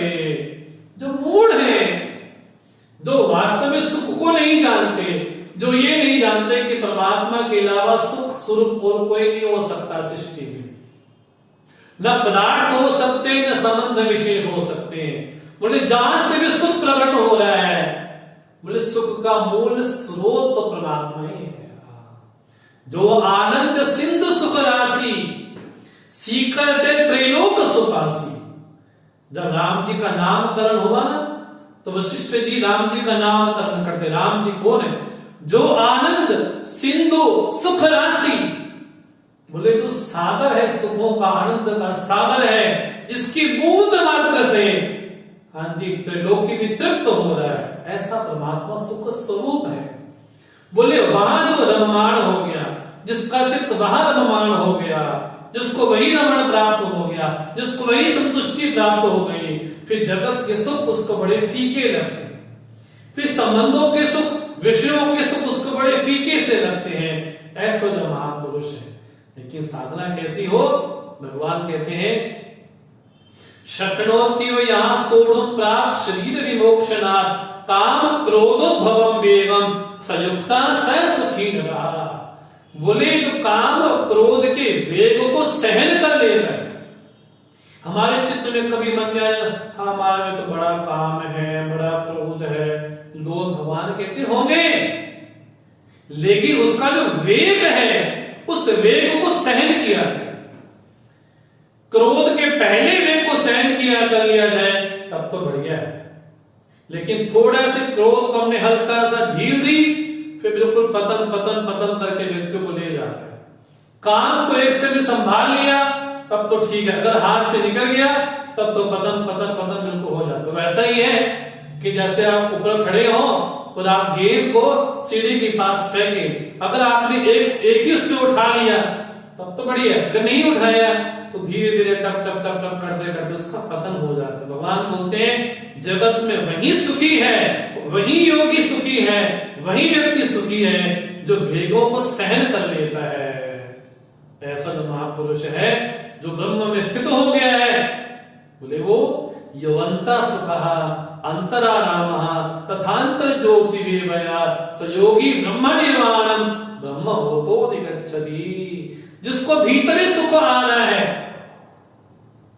जो भीतर रममाण हो रहा है, जो भीतरी क्रीड़ा कर रहा है, भीतर स्थित है, ऐसा जो महापुरुष है सयोगी ब्रह्म निर्वाणम ब्रह्म भूतोधिगच्छति। ऐसा महापुरुष उस स्थिति को प्राप्त करता है। भगवान कहते हैं ऐसा महापुरुष लभन्ते ब्रह्म निर्वाणम, ब्रह्म निर्वाण को प्राप्त हो गया। लेकिन क्षीण कल्मषाः, जिसके कर्म क्षीण हो गए हैं, छिन्नद्वैधाः, जिसके जिनमें सारे संशय छिन्न हो गए हैं, कोई संशय विशेष नहीं रहा है, ऐसा महापुरुष सर्वभूत हिते रताः, प्राणियों का, लोगों का कैसे कल्याण हो इसी चिंता को लेकर के लोगों के पास दौड़ता है, बोलता है अरे तुम कहां पड़े हो भैया, कहां रो रहे हो। ये गुरुदेव ने हमको सिखाया, ये तपोवन महाराज ने हमको सिखाया। ऐसे कितने महापुरुष हैं जिनका एक ही उद्देश्य है क्या? सर्वभूत हिते रताः, सभी प्राणियों का कल्याण हो, न केवल मनुष्य पितु सर्वभूत हिते रताः, सभी प्राणियों का कल्याण किसी भी तरह से हो। जब उस महापुरुष की शरण में कोई साधक जाता है तो उस महापुरुष को यह लगता है कि किसी समय मैं भी ऐसे ही भटक रहा था, किसी समय मैं भी ऐसे भटक रहा था, तो मैं भी गुरु की तलाश में था। उसके मन में दया आती कि मैं भी ऐसे भटका था, मुझे ज्ञान देना चाहिए। उसके मन में प्राणी मात्र के प्रति कभी हिंसा का भाव नहीं आता, सभी का भला चाहता है, सभी का कल्याण चाहता है। यहां से बड़ा संदेश हमको प्राप्त होता है कि लोगों से जो द्वेष है, घृणा का भाव है, वो भगवान को कदापि पसंद नहीं है, कदापि पसंद नहीं। घृणा ना हो, द्वेष ना हो किसी के प्रति। भगवान कहते हैं ऐसा जो महापुरुष होगा सर्वभूत हिते रताः, सभी प्राणियों का कल्याण करना चाहता है। उस कल्याण के उद्देश्य से ही हाँ जी बड़े बड़े गुरुकुल चलाएगा, वेदांत का कैसे लोग, वेदांत किस तरह से लोगों तक पहुंचे ऐसे प्रकल्प चलाएगा। उसका निजी स्वार्थ नहीं होगा, लेकिन जो भी करेगा समाज कल्याण के, देश कल्याण के लिए करेगा। भगवान इसलिए स्पष्ट बोलते हैं यदि अंतःकरण शुद्ध नहीं हुआ है तो उसकी शुद्धि के लिए कर्म करे। अगर शुद्ध हो गया, पवित्र हो गया, निर्मल हो गया है तो लोक संग्रह के लिए करे, लोगों का उत्थान हो उसके लिए कर्म विशेष किया जाए। भगवान कहते हैं काम क्रोध वियुक्तानां यतीनां यतचेतसां अभी तो ब्रह्म निर्वाण वर्तते विदितात्मना। बोले जिनका चित्त काम क्रोध से बिल्कुल वियुक्त हो चुका है, ऐसे जो यति हैं, ऐसे जो सन्यासी हैं, जिनका चित्त, जिनका मन, जिनकी बुद्धि, जिनकी इंद्रिय उनके दासी बन करके रहते हैं, बोले ऐसा महापुरुष, उसको क्या मिलता है? बोले ब्रह्म निर्वाणम वर्तते, बोले वहीं पर स्थित रहता है। ये बोधों का शून्य नहीं है, ये बोधों का निर्वाण नहीं है, यहां पर तो सच्चिदानंद की प्राप्ति है। यहां पर, वहां पर शून्य की प्राप्ति है, लेकिन यहां पर आनंद की, सत की, चिदघन की, उस सत्स्वरूप की प्राप्ति यहां पर हो रही है। बोले ऐसा जो महापुरुष है, बोले बाहर भी साधना करता है और भीतर भी साधना करता है। न केवल बाहर साधना है, अपितु भीतर भी साधना है। बोले क्या करता है? स्पर्शान कृत्वा महिमाया चक्षुस्तेवांतरे भ्रुवो प्राणापान समो कृत्वा नासाभ्यंतर चारणौ। तो भगवान ने यहाँ पर जो पतंजलि का अष्टांग योग है, उस अष्टांग योग का थोड़ा भगवान ने यहाँ पर संकेत किया। बोले जीवन में यम भी हो, नियम भी हो, आसन भी हो, प्राणायाम भी, प्रत्याहार भी, धारणा भी, ध्यान भी, भगवान ने संकेत किया वो जो साधक है, ऐसा नहीं कि उस स्थिति में वैसे ही पहुंच गया, उसने अपने जीवन में यम को भी ढाला है और नियम को भी ढाला है, उसने अपने जीवन में धारणा को भी डाला है। देश बंधा चित्तस्य धारणम तब तक प्रत्येक तानता ध्यानम। प्रत्यय मैंने ये जो थॉट है, विचार है, बोले एक उसकी तार चलती रहे, और प्राणायाम भी करता है, प्रत्याहार भी करता है, प्रति आहार करता है। जो आहार को जो अभिष्ट है शरीर चलाने के लिए, उस आहार को ही ग्रहण करता है और प्राणायाम की साधना करता है। तो भगवान ने पतंजलि का जो अष्टांग योग है, उस अष्टांग योग का भगवान ने यहां पर बोल दिया कि साधक ये ना कहे कि मुझे ध्यान ही करना है, लेकिन ध्यान करने के लिए भी जीवन में यम नियम आसन प्राणायाम की भी आवश्यकता है। इसलिए जो अगला अध्याय आने वाला है, उस अध्याय की संगति भगवान स्वयं बोल देते हैं। इसलिए जो छठा अध्याय प्रारंभ होगा, ध्यान योगो नाम, है ना, संयम योगो नाम, जो छठा अध्याय आने वाला है, उसकी संगति, उसकी जो पृष्ठभूमि का है, भगवान पंचम अध्याय में ही बोल देते हैं, क्योंकि छठे अध्याय में अष्टांग योग का भी वर्णन आएगा। तो भगवान कहते हैं यतेन्द्रिय मनोबुद्धि मुनि मोक्ष पलायनः विगतेच्छा भय क्रोधा यह सदा मुक्त एव सः। बोले ऐसा जो महापुरुष है जिसकी इंद्रिय, जिसका मन, जिसकी बुद्धि कैसे, बोले यत है, यत मैंने संयमित है। ऐसा महापुरुष कौन है? बोले मुनि ही, वो मुनि है। मुनि अर्थात जो मननशील है, जो चिंतनशील है। इसलिए पहले निवेदन किया आपने कि शांत चित्त में चिंतन हो सकता है। जब तक चित्त शांत नहीं, तब तक चिंतन नहीं हो सकता। बोले ऐसा मुनि चिंतन करता है, उसके जिनमें परम क्या है? मोक्ष पलायन। टॉप प्रायोरिटी में कौन रहता है? उसके जिनमें लक्ष्य क्या है? बोले मोक्ष मात्र ही। जिसके जीवन से विगत इच्छा, भय, क्रोधा यह सदा मुक्त एव सः, इनसे जो मुक्त हो गया है वास्तव में वही मुक्त हो गया है। ऐसे महापुरुष के बारे में भगवान बोलते हैं। अब अंतिम श्लोक में बोलते हैं भगवान, भोक्तारं यज्ञ तपसां सर्वलोक महेश्वरं सुहृदं सर्वभूतानां ज्ञात्वा मां शांति पृच्छति। बोले समस्त यज्ञों का भोक्ता तो मैं ही हूं। समस्त कर्म किसको अर्पण हो रहे हैं? बोले मुझे अर्पण। बोले मैं कौन हूं? सर्वलोक महेश्वरम, सभी लोगों का, प्राणियों का मैं ईश्वर हूं। सुहृदम, सबका सुहृद हूं। सर्वभूतानां सुहृदम, प्राणी मात्र का मैं सुहृद हूं। ऐसा जान करके, ऐसा जो जानता है, ज्ञात्वा स शांति इच्छति, उसको शांति की प्राप्ति होती है। अर्थात भगवान जैसे हैं उसको वैसा जानना, उसको जान करके ही व्यक्ति शांति इच्छति बोले शांति को प्राप्त करता है। तो भगवान ने जो छठे अध्याय का बीज था उसकी पृष्ठभूमि का थी, तो भगवान ने पंचम अध्याय में इस तरह से कहे थे। तो इस तरह से इस अध्याय का नाम कर्म संन्यास है। तो किस तरह से कर्मों का संन्यास हो सकता है? भगवान की दृष्टि में कर्मयोग विशेष है, इसलिए विशेष है तो कि वहां पर चित्त का जो परिमार्जन है, प्रक्षालन है, शुद्धिकरण है, वहां पर अच्छी तरह से हो सकता है। इसलिए भगवान कहते हैं कि दोनों का फल एक ही है, संन्यास का भी और कर्म योग का भी, लेकिन वो उपाय है, वो उपाय उसके द्वारा उसकी प्राप्ति होती है, लेकिन दोनों का फल एक ही है, दो अलग अलग नहीं है। अलग कोई मानता है तो बालक ही है वो ऐसा। इस तरह से भगवान ने कर्म संन्यास का बड़ा विस्तार से भगवान ने वर्णन किया है। तो समय का ध्यान रखते हुए हम सत्र को, आज के सत्र को यही विराम दें हम। ओम तत्सत् इति श्रीमद्भगवद्गीतासु उपनिषत्सु ब्रह्म विद्यायां योग शास्त्रे श्री कृष्णार्जुन संवादे कर्म संन्यास योगो नाम पंचमोऽध्यायः। सर्वधर्मान् परित्यज्य मामेकं शरणं व्रज, अहं त्वा सर्वपापेभ्यः मोक्षयिष्यामि मा शुचः। हरि ओम। कल हम चर्चा करेंगे गीता के छठे अध्याय पे। बड़ा विशेष अध्याय है गीता का। विशेष तो सभी है, लेकिन छठा अध्याय बड़ा विशेष है।